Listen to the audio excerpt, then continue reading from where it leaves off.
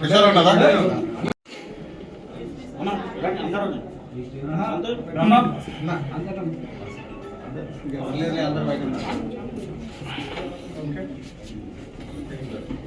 వచ్చారన్న ఏంటి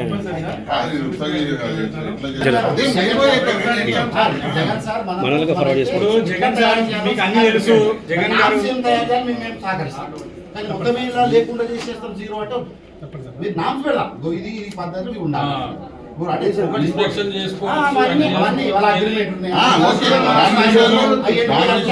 మీరు అర్హత విషయంలో కావాలంటే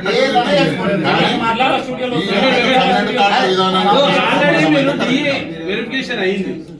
మీరు వెరిఫికేషన్ చేసి మీకు నచ్చితే ఇవ్వండి, కానీ ఈ మొత్తం బుల్డోజ్ చేస్తారు.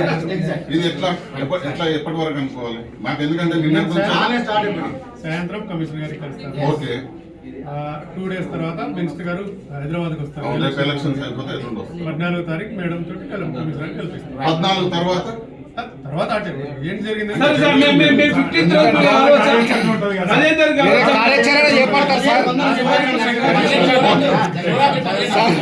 అది కాదు 15వ తారీఖు శివరాత్రి సార్.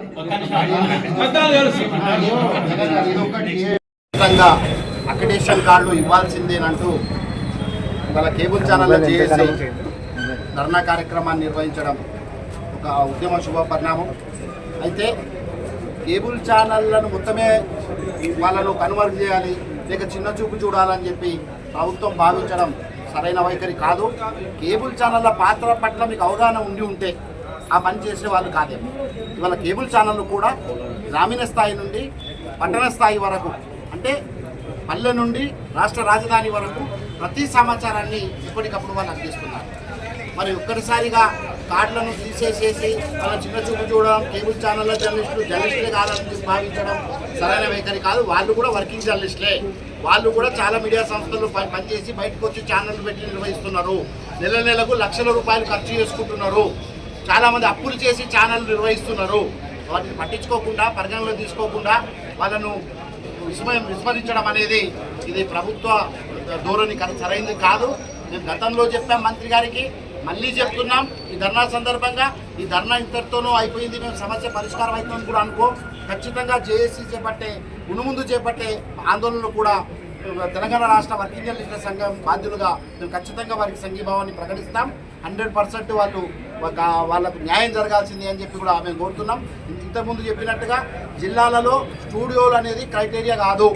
సమాచారం జిల్లాలో ఇస్తున్నారా లేదా, ఆ కోణంలో ఆ సమాచారాన్ని పబ్లిక్కు వెళ్తుందా లేదా అని పరిశీలించాలి. కానీ స్టూడియోలు పెట్టాలి అంటే స్టూడియోలు పెట్టడానికి వాళ్ళ పెద్ద ఛానళ్ళే, వాళ్ళ షార్టెడ్ ఛానళ్ళే, పెట్టుబడిదారి సంస్థలే ముందుకు రావట్లేదు. అట్లాంటప్పుడు చిత్తగా బతుక పాపం వాళ్ళు అప్పులు సప్పులు చేసిన వాళ్ళు స్టూడియోలు ఎక్కడికెళ్ళి పెడతారు, లక్షల రూపాయలు ఎక్కడికెళ్ళి తెస్తారని చెప్పి కూడా మేము ఖచ్చితంగా ఈ సందర్భంగా ప్రశ్నిస్తున్నాం. స్టూడియోలు క్రైటీరియా కాదు. ఖచ్చితంగా మీరు ఒక సర్టిఫికేట్ ఇచ్చేస్తే, మామూలుగా సర్క్యులేషన్ అని ప్రింట్లో మనం అక్రిడేషన్ కార్డు ఇచ్చేస్తున్నాం, ఒక సర్టిఫికేట్ సబ్మిట్ చేస్తే. మరి ఇది వెళ్ళి వాళ్ళకి టార్చర్ చేసేసి ఇళ్ళలో పోయి చూస్తాం, టీవీలు స్టూడియోలు ఎక్కడున్నాయి చూస్తాము, ఫీల్డ్కి వెళ్తాము. మరి పత్రికలు కూడా ఎన్ని సర్క్యులేషన్ అవుతున్నాయి, ఇంటింటికి వెళ్ళి మనం సర్క్యులేషన్ చూస్తున్నామా? చూడట్లేగా. శాటిలైట్ ఛానళ్ళకు చూస్తున్నామా?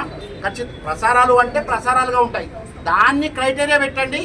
మీ పద్ధతిలో మెకానిజం ఉంది, చిన్న మెకానిజం చేసుకుంటే ఆ ఛానల్ పనిచేస్తుందా లేదా, నిజంగా ఫేక్ ఛానలా నిజమైందా కనుక్కోండి. మీరు అది కనుక్కోకుండా ఏం ఎక్సర్సైజ్ చేయకుండా ఇక్కడ కూర్చొని ఆఫీసులలో తీసేస్తామనేది సహించరాని చర్య. ఖచ్చితంగా మీరు చేసే ఈ ధర్మ పోరాటానికి, న్యాయ పోరాటానికి అంతిమంగా మీ సమస్య పరిష్కారం అయ్యేంత వరకు టీయూడబ్ల్యూజే మీకు అండగా ఉంటుందని ఈ సందర్భంగా మీకు హామీ.